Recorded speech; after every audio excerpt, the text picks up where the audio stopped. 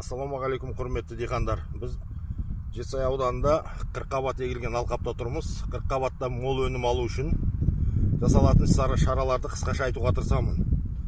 Көшет кезінде қырыққабаттың көп көшеттері тамыры ауырады, фузариоз, вертицеллез болып.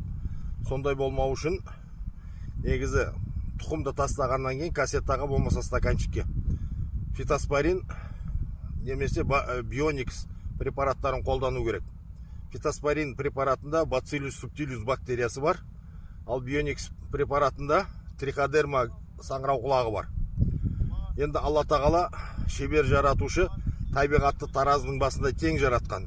Кейбір саңырау құлақтар мен бактериялар ауру туғызатын болса, триходерма мен бациллус субтилус ауру туғызатын микроағзаларды жеңіп аурудан қорғайды.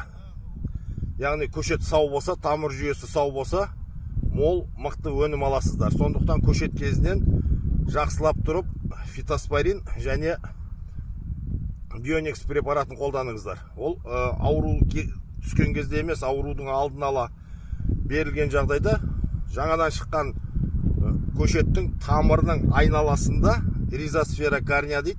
Сол жерде аурудан қорғаушы микроағзалар болғандықтан көшет ауырмай сау болып шығады. Сондықтан да өздеріңіз білесіздер, жылма-жыл бір жерге ауыспалы егіссіз еге бергеннен кейін ескі егін егіп жүрген ескі жерлердің барлығы тамыр ауруларын туғызатын микробтарға тола болғандықтан көп егіндер ауырып пісетін кезде солып қурап қалып жатады.